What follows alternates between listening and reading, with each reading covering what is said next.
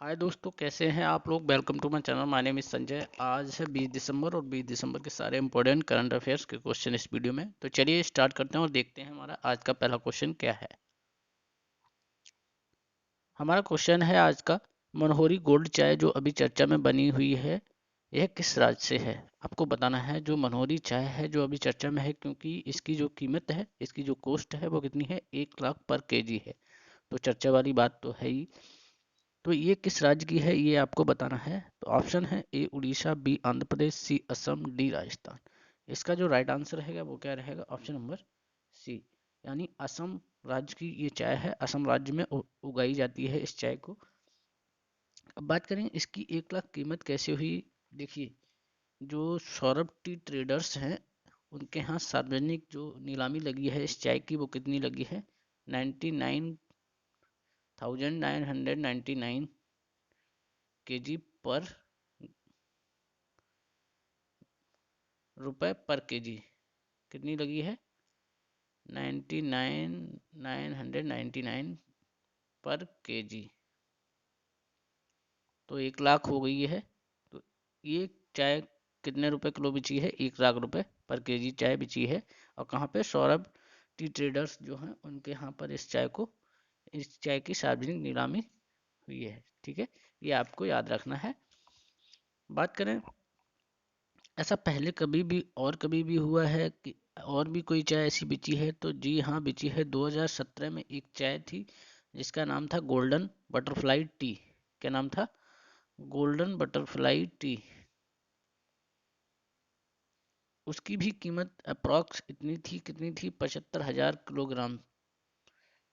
वो कितने किलोग्राम पर केजी थी, 75,000 पर केजी में बिची थी। जो किसके द्वारा बिची थी, GATC यानी गुवाहाटी ट्रेडिंग सेंटर द्वारा इसको नीलामी की गई थी। ठीक है।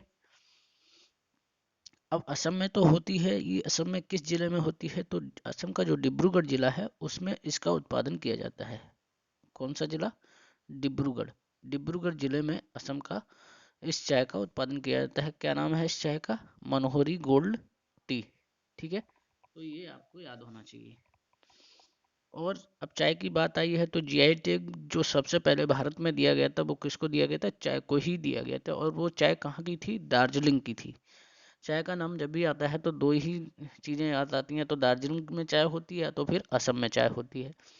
तो जो GI टैग मिला था सबसे पहले 2004 में भारत में, वो किस किस कहाँ पर मिला था, दार्जिलिंग की चाय को मिला था। ठीक है। बात हुई है असम की, तो असम के जो CM हैं प्रेजेंट में वो कौन है, हेमंत बिस्वा। सर्बानंद सोनोवाल को सक्सीडिंग किया था इन्होंने। और गवर्नर कौन है, जगदीश मुखी। कैपिटल दिसपुर है असम की। तो ये आपको पता होना चाहिए। असम का जो फेमस नेशनल पार्क है, जैसे Kaziranga national park, Dibru Saikhowa national park. Kaziranga national park तो पता ही है आपको किस लिए फेमस है, एक सींग वाले गैंडे के लिए फेमस है। तो ये आपको असम से इतनी चीज़ें याद होनी चाहिए। ठीक है, नेक्स्ट क्वेश्चन देखते हैं। हमारा अगला क्वेश्चन क्या है। हमारा अगला क्वेश्चन है, भारत ने परमाणु हथियार ले जाने में सक्षम नई पीढ़ी की बैलिस्टिक मिसाइल अग्नि P का परीक्षण कहाँ पर किया, ये आपको बताना है। ठीक है, तो ये कहाँ पर किया है, देखिए ये किया है उड़ीसा में। कहाँ पे, उड़ीसा का जो बालासोर तट है, जहाँ पर जिसको क्या बोलते हैं, APJ अब्दुल कलाम द्वीप है। पहले इसका नाम क्या था, व्हीलर द्वीप। तो इसका जो राइट आंसर है वो मैंने बता दिया, कहाँ पर किया गया है, उड़ीसा में। ठीक है,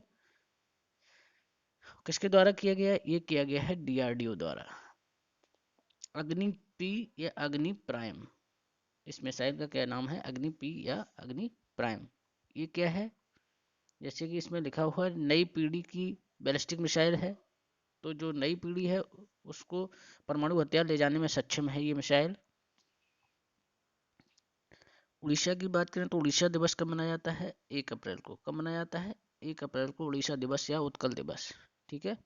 CM कौन है उड़ीसा के, नवीन पटनायक। गवर्नर कौन है, गणेशी लाल। गणेशी लाल।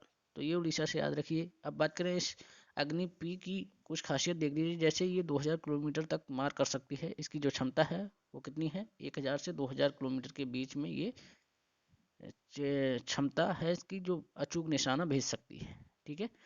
इसका जो परीक्षण हुआ वो कब हुआ, 18 दिसंबर, यानी पिछले परसों हुआ है। इसका सफल परीक्षण कहाँ से किया गया है, APJ अब्दुल कलाम द्वीप से, ठीक है। किसके द्वारा, मैंने बता दिया, DRDO। क्या होता है DRDO? रक्षा अनुसंधान एवं विकास संगठन, defence research and development organisation. स्थापना कब हुई थी इसकी? 1958 में। हेडक्वार्टर पूछ दिया जाता है एग्जाम में, कहाँ पर है इसका? न्यू दिल्ली में, ठीक है। अभी प्रेजेंट टाइम में इसके अध्यक्ष कौन है? जी सतीश रेड्डी। कौन है? जी सतीश रेड्डी। तो ये आपको पता होना चाहिए। इसको सुपर मिसाइल भी बोला गया है। देखिए DRDO ने कुछ दिन पहले ही एक और स्मैड स्मैड मिसाइल भी लॉन्च की थी, जिसका क्या नाम था? सुपरसोनिक मिसाइल असिस्टेंट टारपीडो, ठीक है। ये किसके द्वारा की गई थी? ये भी की गई थी DRDO के द्वारा। और कहाँ पे?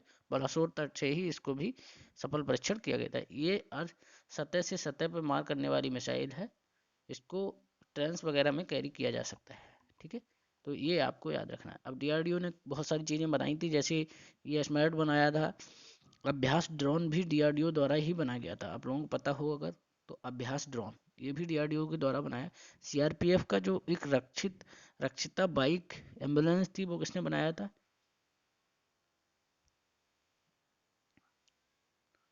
रक्षिता बाइक एम्बुलेंस किसके द्वारा? CRPF का था, और DRDO ने ही डिजाइन किया था, ठीक है।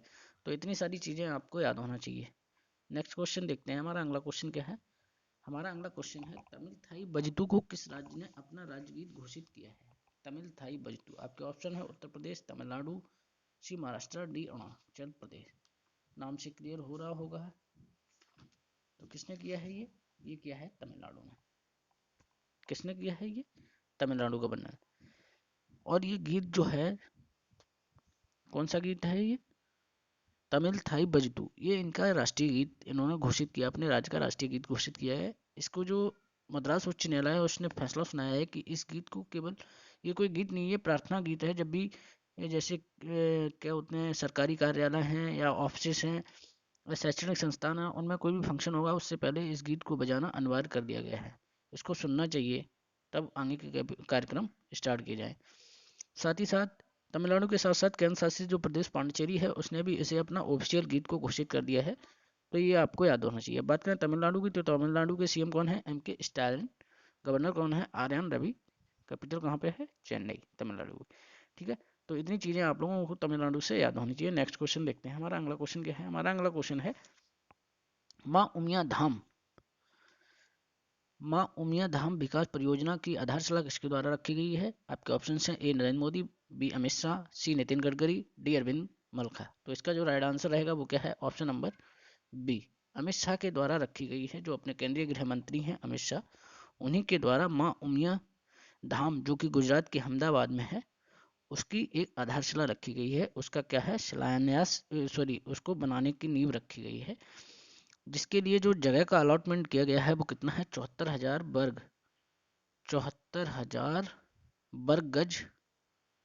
वर्ग गज जमीन का अलॉटमेंट किया गया है। और जिसकी लागत कितनी है? 1500 करोड़ रुपए की लागत से ये तैयार की जाएगी, ठीक है। गुजरात की बात करें तो CM कौन है? भूपेंद्र पटेल। गवर्नर है आचार्य देवव्रत। कैपिटल है अहमदाबाद, और अहमदाबाद में ही इस उमिया धाम माता मंदिर का नींव रखी गई है, ठीक है। तो ये आपको याद रखना चाहिए, किसके द्वारा रखी गई है। इंपॉर्टेंट है, अमित शाह, जो कि कौन है? गृह मंत्री अपने। नेक्स्ट क्वेश्चन देखते हैं। हमारा अगला क्वेश्चन क्या है? हमारा अगला क्वेश्चन है, गरीब देशों की मदद के लिए 93 बिलियन डॉलर की मदद किस बैंक द्वारा दी गई है? ये आपको बताना है,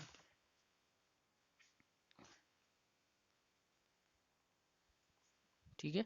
ये किसके द्वारा? State bank of India, ADB bank, RBI, world bank. तो इसका जो राइट आंसर रहेगा वो क्या है? ऑप्शन नंबर D, यानी वर्ल्ड बैंक के द्वारा इसको ये दिया गया है। देखिए वर्ल्ड बैंक क्या करती है, इसका काम ही यही है कि जो पॉवर्टी को रिड्यूस, जो कंट्री में, जिस भी कंट्रीज जो गरीब कंट्री हैं या डेवलपिंग कंट्री हैं, उनको क्या है, एक डेवलप्ड कंट्री में लेके आना, ये उनकी एक मोटिव है। ये 189 मेंबर्स का नेशंस का ग्रुप है, जिसमें 170 कंट्रीज शामिल है वर्ल्ड बैंक में, ठीक है। वर्ल्ड बैंक की बात करें, हेडक्वार्टर इसका वाशिंगटन DC में है। कहाँ पर है? वाशिंगटन DC, यूनाइटेड स्टेट में। और इसकी स्थापना जो हुई थी वो कब हुई थी? 1944 में, 1944 में इसकी स्थापना हुई थी। और एडीबी की कब हुई थी? 1966 में। ये भी आपको याद होना चाहिए, ठीक है। इससे यही होगा, जो $93 बिलियन देगा ये गरीब देशों को, उससे क्या होगा कि वो लोग अपना इंफ्रास्ट्रक्चर, स्कूली शिक्षा को अधिक से अधिक बेहतर कर सकें, वहाँ पर भुखमरी ना हो, वहाँ पर पानी व्यवस्था सब सही हो।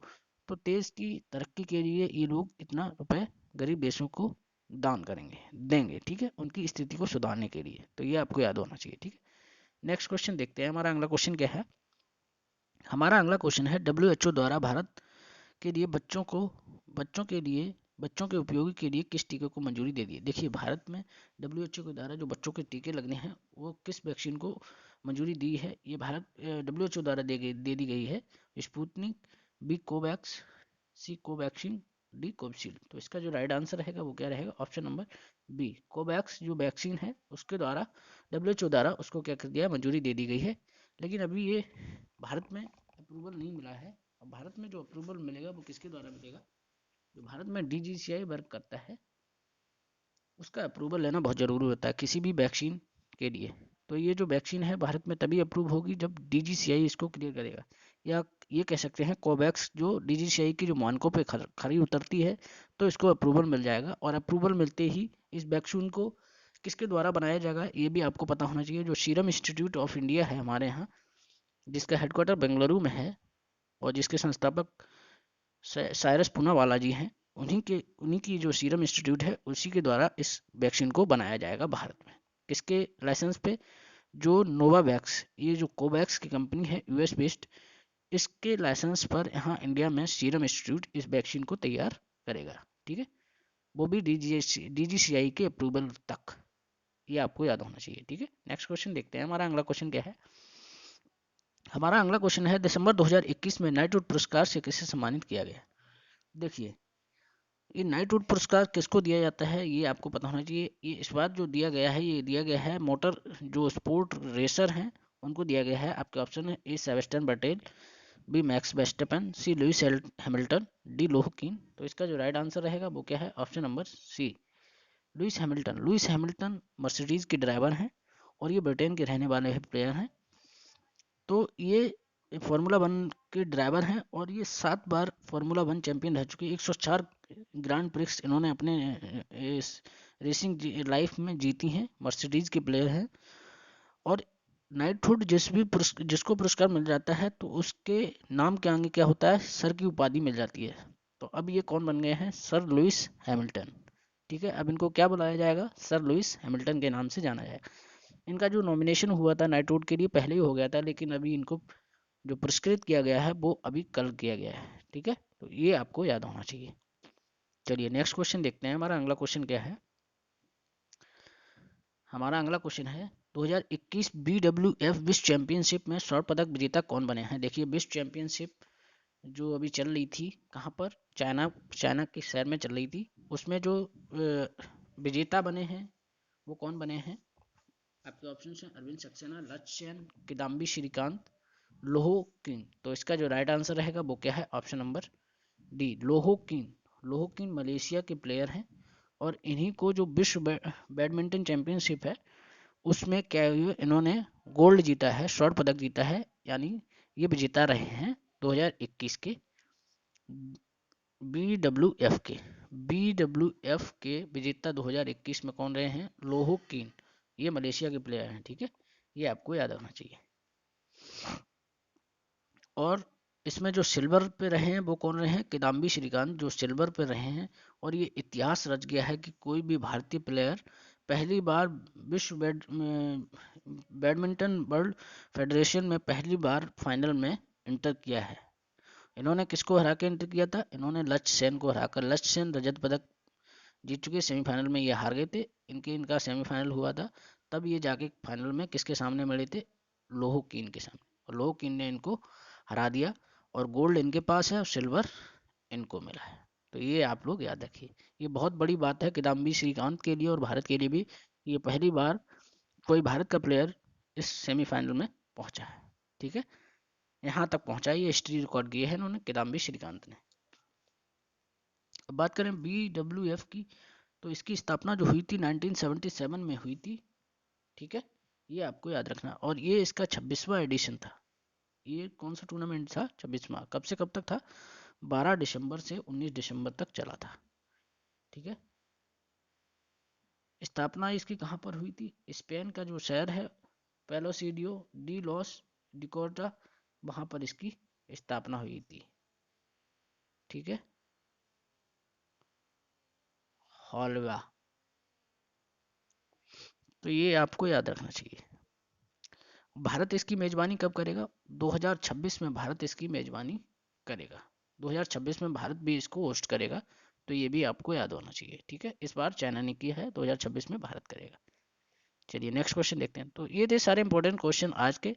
आई होप वीडियो अच्छा लगा हो तो अपने दोस्तों के साथ शेयर करें। चैनल पर नए आए हों तो प्लीज़ चैनल को सब्सक्राइब करें। Thank you, take care.